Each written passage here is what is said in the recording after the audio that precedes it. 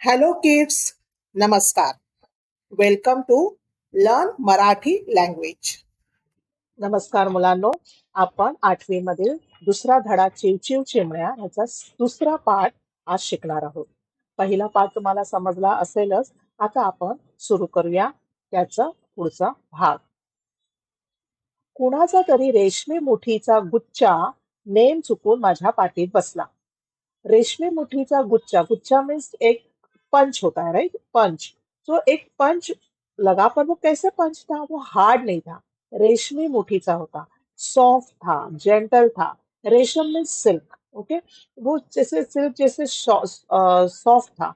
तो कोई छोटे बच्चे ने उसको गलती से उसके पीठ पे एक पंच मार ही दिया. आणखी कुणी माझ्या मांडीवरून ओळखंबूनच माझ्या पलीकडच्या डोक्यावर एक सॉलिड टप्पू दिला. तो अब क्या हुआ, यहाँ पे जो अंकल बैठे थे, तो उसके एक बाजू में जो कोई बैठी थी, उन्होंने उसने क्या किया, उसने दूसरी जगह पे जो लड़की बैठी थी, उसके हेड पे एक स्लैप दे दिया, एक टपली मार दी. ओके, सॉलिड टप्पू लावून दिया, मैं जोर से एक स्लॅप कर दिया. अब जिसको स्लॅप किया वो रोने लगी. मग ती बिचारी रडू लागली. तिला उगी करण्याच्या प्रयत्नात बरीच गर्दी खुर्च्या सोडून तिथे जमली.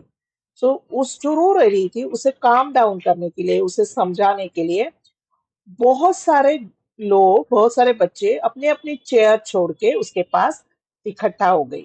ओके, तो टू कंसोल हर कि बाबा मत रो मत रो. बरीच गर्दी मीन्स बहुत सारे बच्चे. गर्दी मीन्स बहुत सारे लोग, बहुत सारी चीजें एक साथ होती है, उसे गर्दी कहते हैं. आणि मग त्यांच्या बाई कुठूनशा डोळे वटारून आल्या. त्यांचे उनकी टीचर्स थे, वो कहाँ से, कुठूनशा मीन्स कहाँ से, तो बड़े बड़े आंखें, ऐसे स्कॅरी आंखें करते करते आ गए. तशी कोकिळाबाई आल्या असं म्हणत हा हा म्हणता सगळे आपल्या आपल्या खुर्ची धरून बसल्या. तो जैसे ही वो आ गई तो कोई तो जोर से चिल्लाया. Someone shouted, Kokilabai has arrived. और everyone quickly sat down on their chair. जणू आपण त्या गावच्याच नाही. Pretending that they didn't know anything, वो तो जगह पे ही बैठे थे. गावच्या नसणे मीन्स हमें पता ही नहीं है हम क्या हो रहा है, हम तो चुपचाप बैठे हैं, इस टाइप में. बाईचे खरे नाव वेगळेच असल्याचे कळले. फिर बाद में अंकल को ये पता चला कि इस बाई जो टीचर थी उनका नाम कोकिलाबाई था ही नहीं, उनका नाम अलग होगा. तो शायद बच्चों ने उनको कुछ निकनेम दिया होगा. जैसे कभी कभी उपरोध होता है, सार्केज्म होता है कि उनका आवाज बहुत हार्श होगा, पर कोकिला का आवाज बहुत सॉफ्ट होता है. तो वो हार्श आवाज में बात कर रही होगी और उनको नाम दिया होगा कोकिला बाई. कहर कहर माजवला या माकडाने, असे त्या भयंकर घरगुती उद्वेगाने वारंवार म्हणत होत्या. तो वो क्या कर रही थी, शी वॉज एंग्रीली रिपीटिंग. वारंवार मीन्स रिपीटिंग, उद्वेग मीन्स एंग्री. वो बहुत एंग्रीली बात कर रहे थे कि this monkeys are driving me crazy, मुझे परेशान कर दिया है. बाहेर हाकलीन, घरी पाठवीन, धपाटी मिळतील, अशा धमक्याही देखील मिळत होत्या. धमक्या मीन्स थ्रेटनिंग. वो क्या थ्रेटन कर रही थी टीचर, कि मैं तुम्हें हॉल से बाहर निकाल दूंगी, घर भेज दूंगी. पीठ पे धपाटे मीन्स महाराष्ट्र मराठी में धपाटे मिलतील मीन्स पीठ पे अच्छा खासा एक टप्पू मिल जाएगा, एक स्लैप मिल जाएगा, तो धपाटे मिलतील. और एक होता है धम्मक लाड़ू. वो भी एक मार पनिशमेंट का ही टाइप होता है. धपाटे, धम्मक लाड़ू, चापटी, ये सब मारने, फिजिकली जो हम मारते हैं उसे बोलते हैं. ओके, खबरदार कुणी जागचे पुन्हा हलाल तर, खबरदार कोई अगर जगह से हिला तो. ऐसे दरडावून त्या लांब पलीकडच्या खुर्चीकडे गेल्या. उन्होंने ऐसे डांटा कि अगर कोई जगह से हिला तो देखो. दरडाव मीन्स डांटना, स्कोल्डिंग. और वो दूर के कहाँ पे वो चेयर के पास चले गए. आणि बहुधा आडव्या उभ्या टाक्यांच्या एखाद्या भरतकामाच्या डिझाईनची चर्चा शेजारच्या बाईंशी पुढे चालू करत बसल्या. और वो कुर्सी के पास जाके क्या किया, कोई तो भरत काम मीन्स एम्ब्रॉयडरी की डिजाइन का डिस्कशन करते हुए वो उधर बैठ गए. ओके, लागलीच माझ्या पलीकडचीने माझ्या मांडीवर एक हात रोवून दुसऱ्या हाताने आपल्या अलीकडचीच डोक्यात एक भलताच फर्स्ट क्लास टप्पू ठेवून दिला. अब क्या हुआ, जिसको हेड पे स्लैप हुआ था, राइट, जो रो रही थी, उसने मौके का फायदा लेके जिसने मारा था उसको फिर से जोर से मार दिया. ओके. हा तिला थोड्याच वेळापूर्वी बसलेला टप्पूचा बदला होता. तो ये रिवेंज था. उसने उसको पता था मुझे किसने टप्पू मारा है, किसने टपली मारी है. तो उसने मौके का फायदा लेके वो रिटर्न कर दिया. टप्पू बसलेलीने जीभ काढून दाखवली. तो अभी जिसको स्लैप बैठी है, टपली बैठी है, उसने फिर भी उसको टीज किया, जीभ वो टंग दिखा के. त्यात त्यांचे नाच, गाणी सुरू झाली. ती जणू मूर्तिमंत काव्य रंगमंचावर अवतरी. तो ये सब होते होते बीच में ड्रामा, डांस भी चल रहा था और बहुत ही पोएटिक था वो सब कुछ. इवल्याशा हातांनी आणि पायांनी चुकत माकत चालणारे नृत्याचे एक एक अविर्भाव पाहताना आणि गोजीरवाण्या गळ्यावाटे उमटणारे गाण्यांचे गोल गोल सूर ऐकताना नुसते हरवून जायला होत होते. अब ये वाक्य बहुत बड़ा है तो हम ब्रेक करते हैं.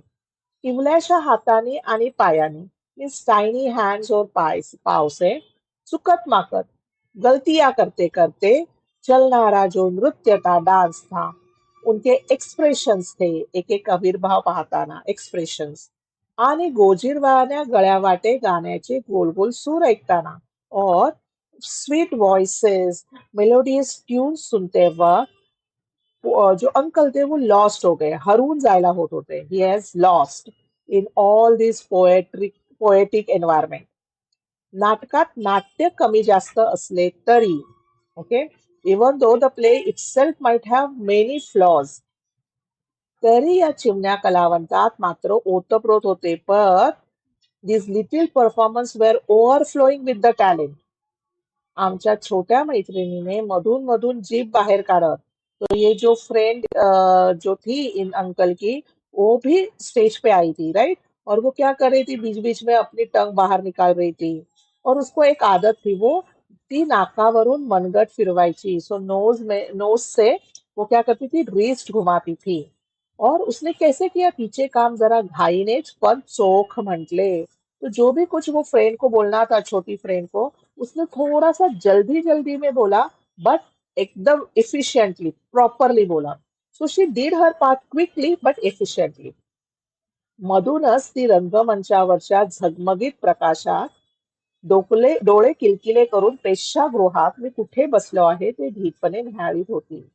प्रेक्षागृह मीन्स ऑडिटोरियम. तो वो क्या कर रही थी, amid the bright lights on the stage, she would blink her eyes and boldly scan the audience. तो बहुत ऐसे properly देख रही थी to find where the uncle was sitting. I could never have done that. हे मला कधीच जमले नसते. अंकल ने अग्री कर दिया कि इतना कॉन्फिडन्स तो मेरे मुझ में कभी नहीं था. नाटक संपल्यावर मी तिला सांगून टाकले. तशी ती खुश झाली. तो ये तो कॉन्फिडेंस बहुत अच्छा था तुम्हारा, तुमने बहुत अच्छा किया. ये ऐसे उसने बोल दिया अंकल ने, वैसे वो खुश हो गई. तिच्या नाटक करणाऱ्या बाईंशी तिने माझी अभिमानाने काकाशी ओळख करून दिली. She proudly introduce me to her teacher calling me काका. हं? माझं नाटक बघण्यासाठी माझे काका आले. बहुत प्राऊड फील होता है. तिला सोबत म्हणून शाळेच्याच बसमधून मला घरापर्यंत सोडण्यात आले. तो टीचर ने क्या किया कि चलो आप भी इसके साथ इसी के नेबर हो, तो आप भी स्कूल बस से इसके घर आप घर तक जा सकते हो. वाटेत त्या सगळ्या चिमुरड्या कसली कसली इंग्रजी व मराठी गाणी ओरडत होत्या. तो चिमुरड्या मीन्स लिटिल गर्ल्स. वो कोई कोई तो इंग्लिश में और मराठी में गाने स्क्रीम कर रहे थे. वो गा भी नहीं रहे थे, स्क्रीम कर रहे थे. आप भी जब पिकनिक के लिए जाते हो तो यही नजरिया नजरिया होता है, राइट, कि आप स्क्रीम करते हो, आप गाना गाते हो जोर जोर से. सायोनाराचे काहीतरी ठसक्यात मोठमोठ्यांदा म्हणत होत्या. कुछ तो सायोनारा सॉन्ग था, वो जोर जोर से गा रहे थे. ओके. अब सायोनारा एक हिंदी गाना भी है. आप बहुत अच्छा गाना है, सायोनारा सायोनारा. अ, अभी मुझे अच्छे से लिरिक्स नहीं आ रहे, पर पुराने बॉलीवुड का सॉन्ग है वो, आप जरूर सुनिएगा. हिप हिप हुर्रेचे केवढे तरी गजर करत होत्या. गजर means shouting, making a loud noise. Okay. Bus दणाणत होती. The bus was rocking with excitement. रस्त्यावरची माणसे वळून बघत होती. People on the street were turning to look. अरे ये क्या है इसको, क्या हो क्या रहा है बस में. बसमधल्या हर्षभरीत चिमण्या खिदळत होत्या, गात होत्या, चिवचिवत होत्या.